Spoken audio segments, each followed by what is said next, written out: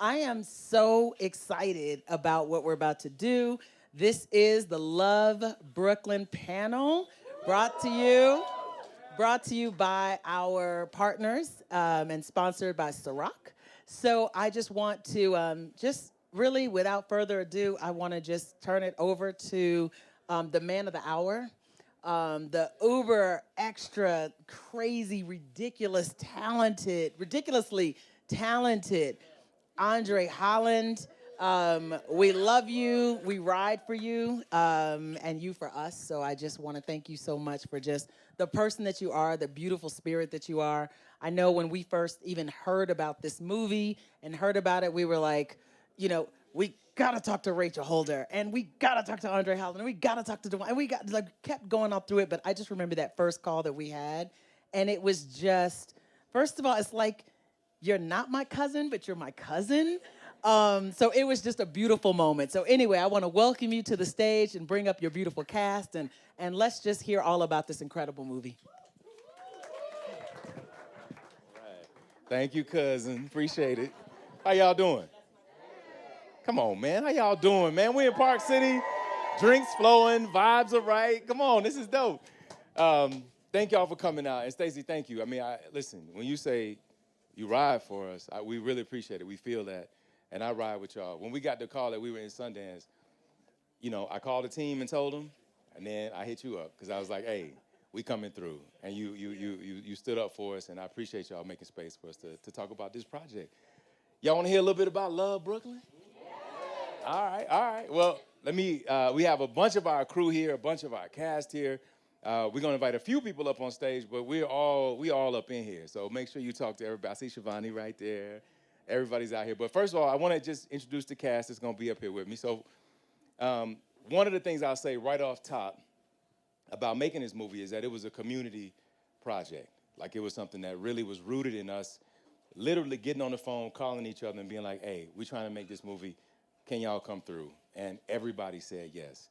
One of my oldest, dearest friends in the world, who I went to undergrad with, to grad school with, is my sister Cassandra Freeman. So I'd like to invite her up to join us. Hey, join. And then my brother from Birmingham, Alabama. Listen, anybody here been to Birmingham? Oh, word? They lying, Roy? My brother, Roy Wood Jr. Come on up here, man. Appreciate you, man.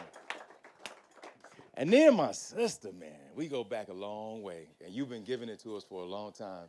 So many brilliant performances. Artist, actor, producer, writer, all the things. DeWanda Wise, y'all. Come on up here. Hug my neck. And then last, we got to bring up our maestro, all right? Now, we are so excited to introduce you. I'm sure y'all already know her, but those of you who don't are about to get to know her come Monday at noon when she premieres this film that I think y'all going to really love. So I'd like to welcome my other sister, Rachael Abigail Holder, to the couch. Come on up here. Welcome. All right. Now, here you go. Now, I'm used to being on the other side of this, so we're gonna work together, okay? I got a few things I wrote down that I want to talk about, and then I'm going to make space for you all to talk, too. That sound all right? Now, y'all know I'm from the black church. That sound all right? All right, then. Look like somebody ought to be in here with me, as they say. So, first of all, I want to say this. For some of us, we've been here before. Who's been here before, the Sundance? Okay. 2 of us been here before. Roy, it's your first time. Rachael, it's your first time. How does it feel being in Park City, Rachael? I'm just filled with gratitude right now. This movie took us 6 years. I can't believe it was 6 years.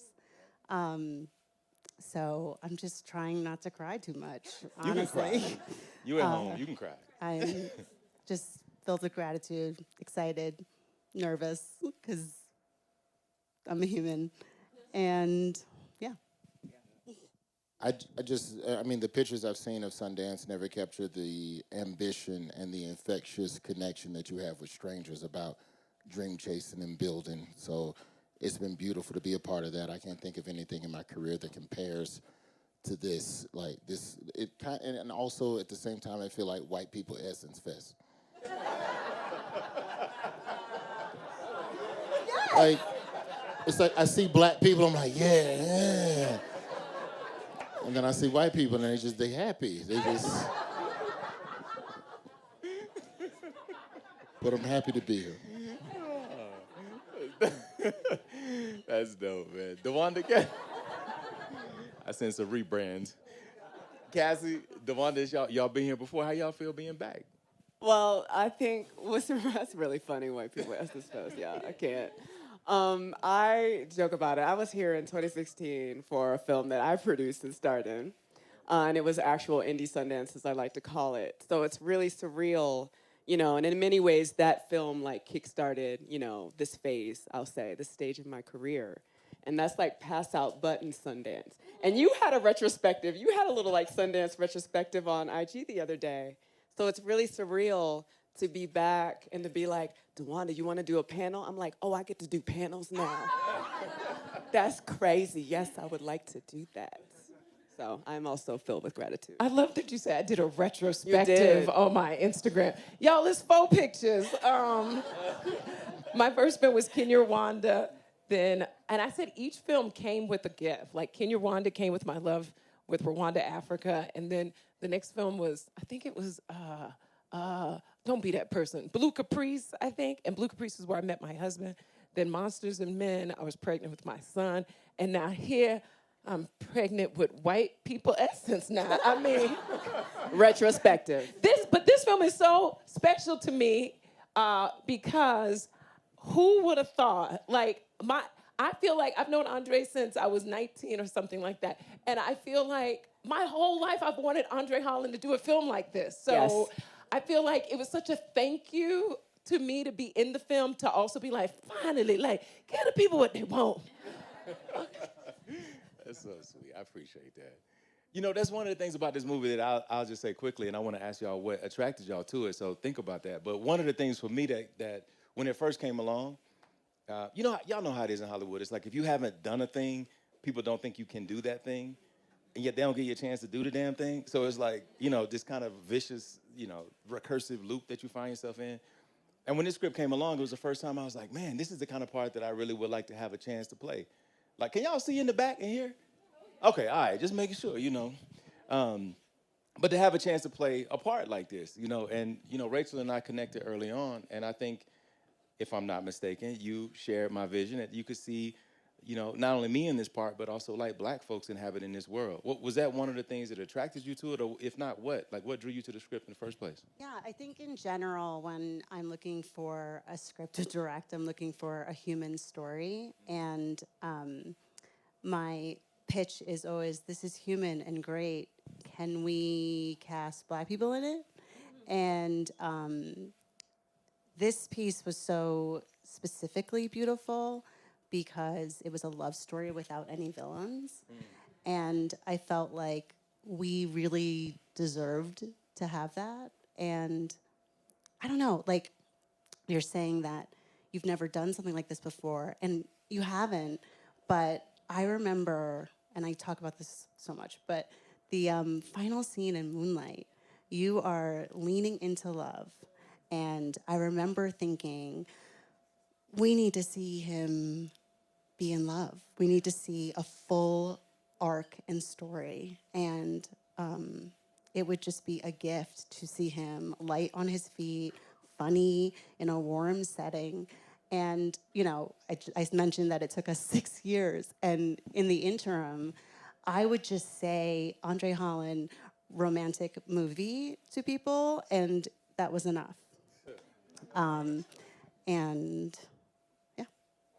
Thank you. What about y'all? What drew y'all to it? He said he was gonna pay me if I showed up. And I said, okay, that'd be great. I'd do anything for Andre. I mean, I was like, finally we get to do it. We haven't done anything since grad school. Yeah. Is that crazy? We did Blues for an Alabama Sky, like. Oh, we got some theater people in the house. Okay. NYU, Tish, anybody was there that year? Okay. But you know what? This was such a present to me because Andre calls me up and he's like, listen, you don't have, Andre always starts with the negative. If anybody knows him, it also, like, listen, you don't need to do this. It ain't nothing. Don't, listen, don't feel pressure. You don't have to do this. But I'm gonna send you the script. And this is the part I thought about for you. And I was so honored. And people who know me as an actress, so much of my career is like heavy, like I'm dramatic. And it was such a pleasure to show up. When y'all see this movie and see my character, it's like the closest to, she's not me, because she's a little bit too sedity, but she is this energy of like light, and I love that sort of element exists in this. I think y'all will be so surprised with some of the different elements that exist in Love, Brooklyn. It's not what you think of when you think of a romantic movie in a way, because it is love, but it's the love of the city and the love of this time, and also how change is like God. It's constantly happening to us, right? So that's why I said yes. I was just so happy to play that type of role. And then this one here, go ahead, say something. First, tell people what you said to me when you saw me. Go ahead. I said you were amazing and that your sweater is nice. Shut up. For me, for those who don't know, and Andre downplays a lot of his philanthropic work, but, being from Birmingham and having opportunities to grow outside of the city, when you are having an opportunity to work with someone who is passionate about people, his mother is trying to essentially revitalize film and theater education, which will be good for the TV and film industry in the state, low-key. So when someone like that calls you up and goes, hey, I have something that I want you to be a part of, brother, I will run off a cliff for you. And when someone like that not only calls, but then calls you with a role that isn't the traditional, like, I'm a comedian, and if you know me from anything, I'm loud. I'm loud. They always want me to be loud and be black and loud.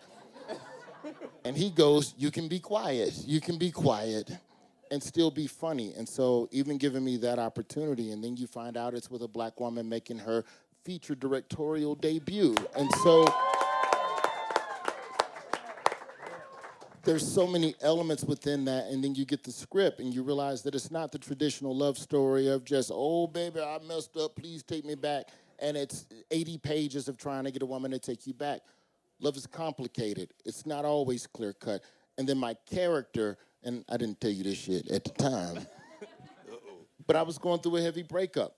And so the idea of this character literally going through something similar in the sense of deciding whether or not what you have is what you should do because everybody else covets what you have, or should you look for something else beyond the horizon for yourself? And I'm not giving away anything in the script because it's a different flip in the script, but that connected. So the idea of being able to show love and romance where most of us, if you haven't found your person, you are between gears with 2 or 3 people in your phone. See, the men ain't saying nothing. So it was just a beautiful opportunity to tell the truth while portraying, performatively something different than what I'm traditionally allowed to do. You did such a beautiful job, man. Not that I'm surprised. I don't think any of us were surprised, but you brought such nuance to it, man. But you'd be surprised how many people wouldn't even give a chance to that. They just, no, do the thing we already seen you do. Do more of that over here. Yeah.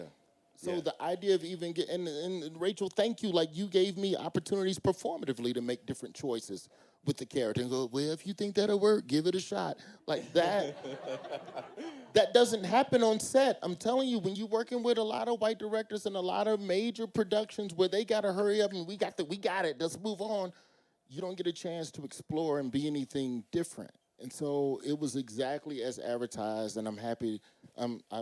I mean it, man. I'll run off a cliff with you. Likewise, bro. You and Ruben Studdard, them the 2 people from Birmingham. From Birmingham. Them are Birmingham people. Yeah. DeWanda, man, thank you. DeWanda, what about you? I feel like you're a person, I've admired your work for so long, like, in everything that you do, and I feel like you always find a way to be so, like, hyper-specific in every single moment of every single thing that you do. And in this movie, y'all, I'm telling you, y'all gonna love it.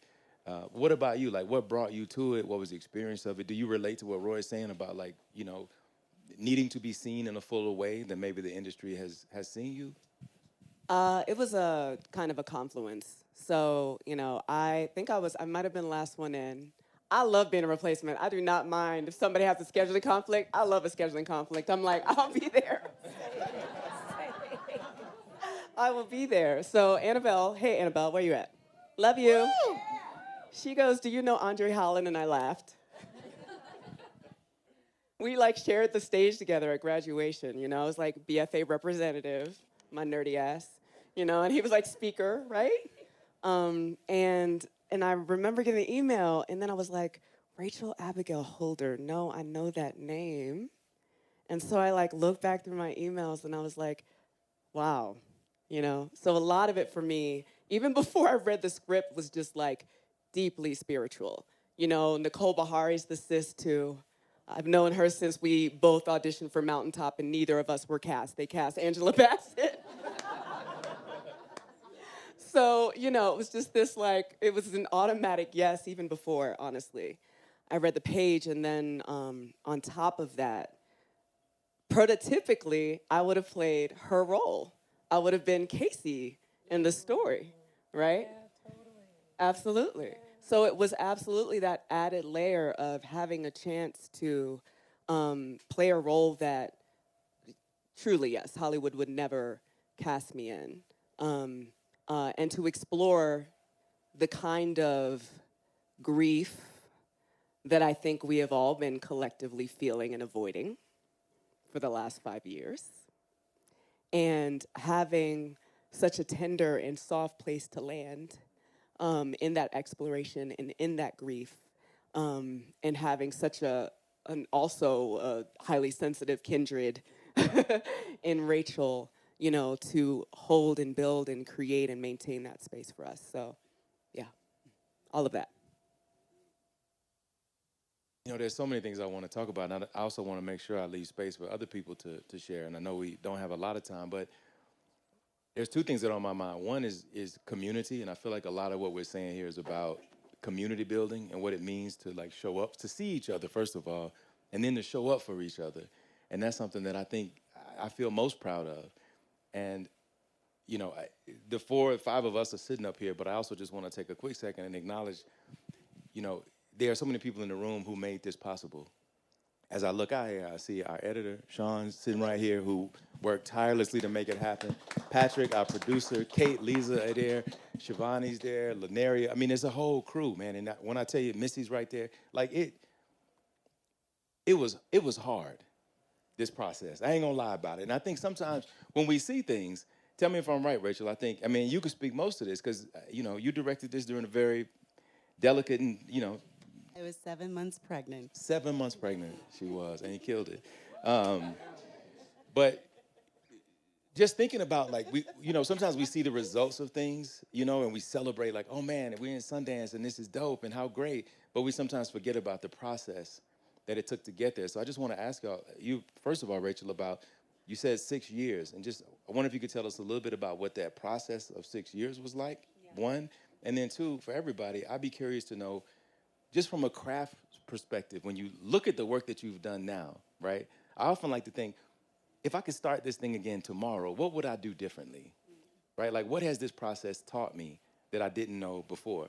So I wonder, Rachael, if you tell us a little bit about the process of making the film, and then just, you know, share with us a little bit about your process and craft as an artist. Sure.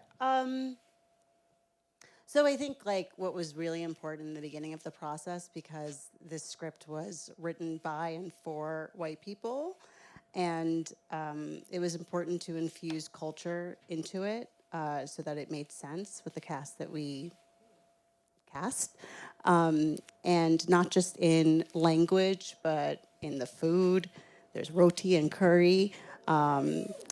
There's music that speaks to our culture, and yeah, that was very important to me. But not only just like adding, it was also about keeping a lot that was in there because it was a human piece. And I love that we were able to do that because I saw us when I read it. And I think your question was, what would I do differently? I think, you know, I think this industry has a really good way of making you feel like you don't belong. And some people call it like imposter syndrome, but I don't have that. I think it's just like, I feel uncomfortable in some spaces. And I think that that bleeds into really safe spaces sometimes. I had a special ringtone for Andre when he would call me so that I would breathe and be normal. And I was like scared. I was like frightened, and I think I would just sort of take my place more because we should. Period.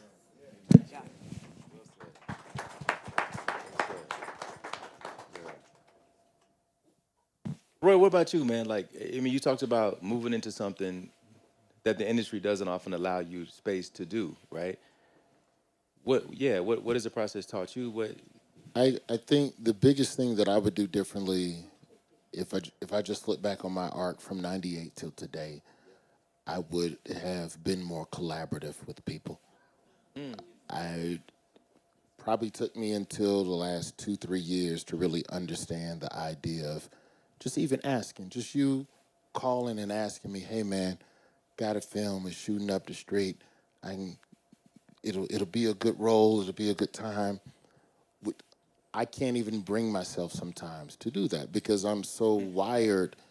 Stand-up comedy is very isolationist. So you don't traditionally need people. You don't default to collaborating. So the idea of asking or creating a network and then leaning on that network, those are two different tiers of courage that I feel like had I done that sooner, I feel like I would have been in a better place now. Just something as simple as terms of connections. I'm at FAMU. I came in the year after Will Packer graduated. Packer was still in Tallahassee, but that just seemed so far.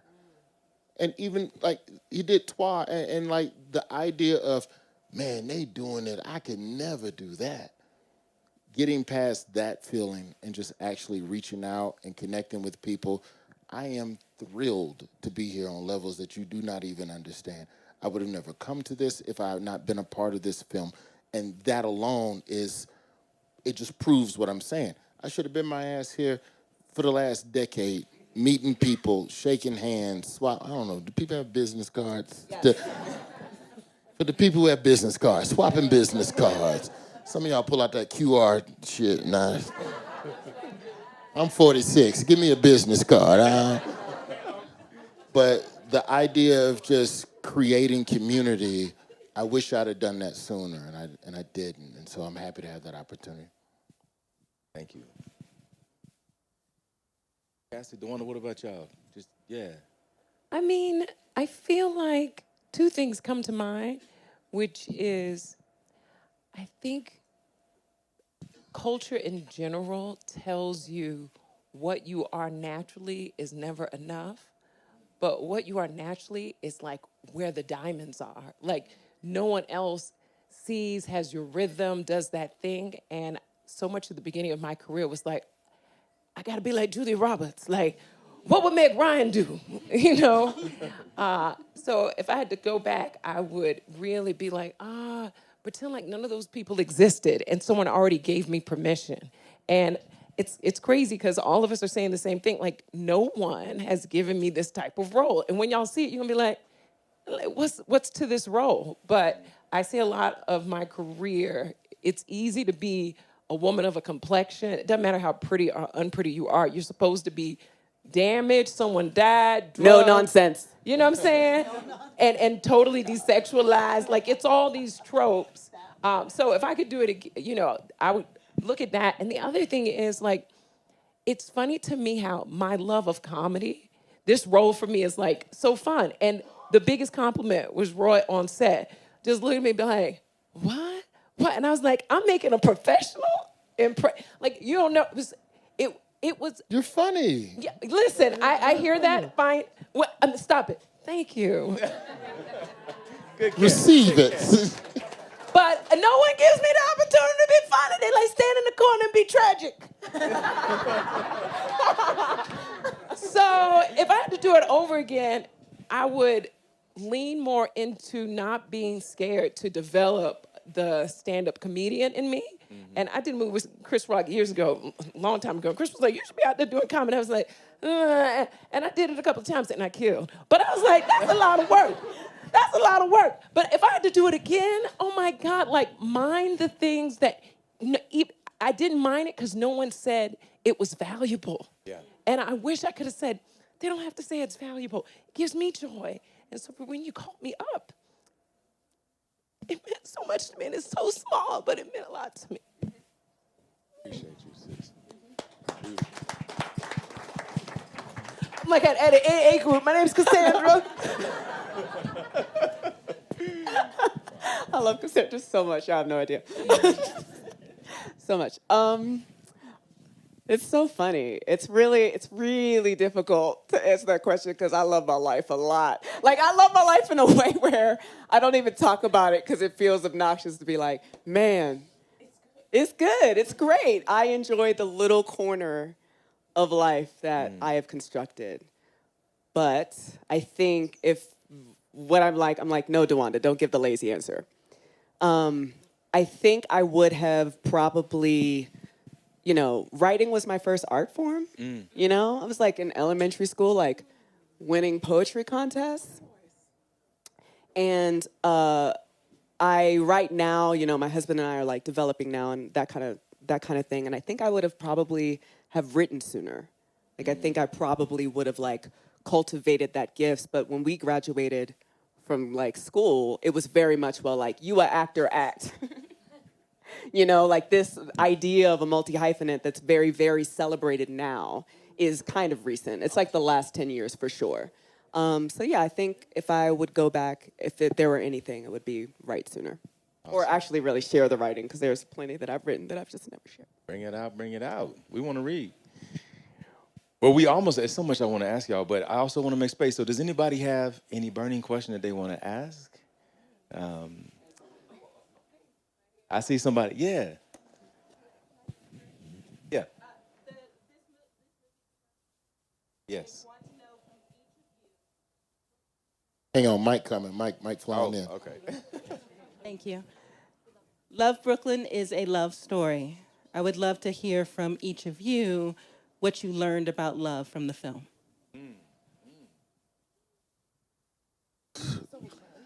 Ooh. I mean, through our characters, or because I'm trying to think of how to answer it without giving away, the film itself. I can say that I learned. That's tough. I kind of already said it, that love is not definitive. It is not yes or no. It is not together or apart. It is complicated. And what do you do with that? Even in the concept of breakups, are you truly broken up? Mm-hmm. When you talk about, like someone sent me a card years ago, and it said, 2 liquids once mixed are truly inseparable. Even if you think you separate them, pieces and molecules of one liquid remain as parts of the other. And I think that's kind of part of what I learned from the film. Yeah. I think there's also a message in the movie, too, about, like, at least for me anyway, about, maturing.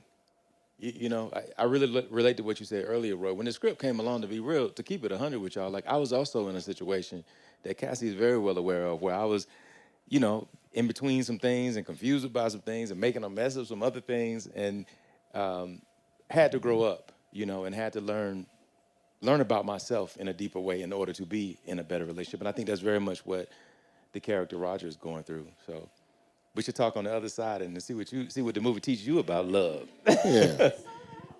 It's sold. Well, it is sold out. It is. That's good. Well, we gonna. Who else got a question? We got time for a couple more, and then we're gonna get back to the dancing and the music. I thought I saw a hand back there. In the back, anywhere?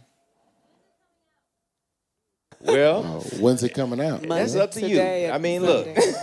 what we hope will happen. What we gonna call into existence here? We're gonna name and claim. We're gonna premiere the movie. We're gonna screen it on Monday at noon. All right. All 1,200 of those people that's in that theater are gonna love it. okay? They're going to talk about it. They're going to tweet about it. And every buyer in town is going to be like, man, I can't wait. I want this movie, right? That's what's going to happen. So, Well, can I get an amen? Amen. Amen. It's Andre Holland and Love, and you got Nikki Bahari. I know. DeWanda Wise, and I'm in the corner like this, and you got this. Who's not gonna want to see that? First of all, and to answer the question about love, I think the new movies that are coming about love, we're starting to maybe get to the point that love is not a Julia Roberts movie, though I love them. Okay. Like, what makes love miraculous is how hard it is. Like, it's miraculous that people choose each other through the hard. And anyone who's been married longer than 6 years will tell you, I don't know why I choose this person, but it's miraculous that we keep choosing each other. It's like, it's miraculous that you choose hard. And you can choose hard with anybody. And so you just like, I'm gonna choose hard with you. Love is not like the absence of hardness. It's that you're saying, I welcome your hardness and I will keep your hardness. And maybe we can find some smooth in between. You know what I'm saying? Something. So I don't know if I learned that in the movie. I just happened to be married for 10 years. And this script, when I read it, I was like, oh, wait till you see it. I was like, thank you for this particular way of talking about love. It's like mature. And I'm so happy I'm like at the age where I'm in like a mature love movie. Like, what that say about us, y'all? So, but Andre, also the biggest thing here is you gotta keep producing. You gotta keep finding scripts. Like, your viewpoint is just so special. Like, everything you touch sparkles in an Andre Holland sort of way. So I hope that you're already working on the next thing. And if you need help, you call. Because everybody in here will pass the plate around. Huh? Thank you for saying that. And look, thank y'all for being here. I just want to say one last thing, and then Rachel, I want to give you the last word to tell us what you want to leave us with for, as we go into Monday and as we continue to think about the movie. But I just want to say one thing that came up as y'all were talking. You mentioned earlier, Rachel, that this script, when it came along, it wasn't one that was conceived with black folks in mind, right? And it made me think back to when we were in grad school together and how we often found ourselves doing Shakespeare and Ibsen and Shaw and Chekhov and, all great plays, but plays in which we had to imagine ourselves in circumstances that were not crafted with us in mind, right? And if I had $1 for the number of times that I came off stage and had somebody in the audience come up and say, you did a good job, but you really wouldn't have been there at that time. The number of times that I heard that and what that does to a person who's trying to be an artist, who's trying to be expressive, to constantly have to negotiate this liminal space where it's like, well, I'm not allowed to be fully who I am, but also I'm trying to fit into this thing and I really want to be a part of the play, but I don't feel like I can play all my notes here. And, it's almost like trying to sneak in the back door somehow. And I feel like one of the things that this movie gave us opportunity to do, and one of the things that I was curious about, and Patrick, at the company we were curious about is, like grandmama used to say, anything and God. Anybody grandmama say that? Y'all ain't from the South. Roy know what I'm talking about. They say anything and God. And I think, anything and us. It's something about us being in any room that changes the air in that space. And I think that the thing I'm most proud of, and I ain't gonna preach and I ain't gonna cry, is that hearing y'all's reflections, it just makes me feel good because I feel like what we wanted to do is to create space for us to be fully who we are, right? And it's in that to show that we can inhabit any story. It doesn't matter what it is, right? And we can make that mother effer fly. And I think I know y'all did that. Not just y'all, but the entire crew, the entire cast, everybody that's here. So Rachel, I'm gonna pass you the mic. In the old church, you said, may the Lord watch between me and thee. I ain't gonna preach it. What you want us to take away, Rachel? What you want people to take away from this movie? I feel like I should ask everyone to close their eyes. I'm just kidding. I'm joking. I want to shout out another crew member for a second. Our DP, Martine. Amen. Hey, Martine. We talked a lot about light. And not only just making sure that we could fully see our characters, but I wanted light to be a part of our movie. in a way that light in everyday life fills my body with serotonin. And I wanted to give that feeling to us. And I hope you feel it. And I am grateful to everyone for making us sold out. And yeah, I hope you feel it. Amen. Thank you all so much for being here. We really appreciate y'all.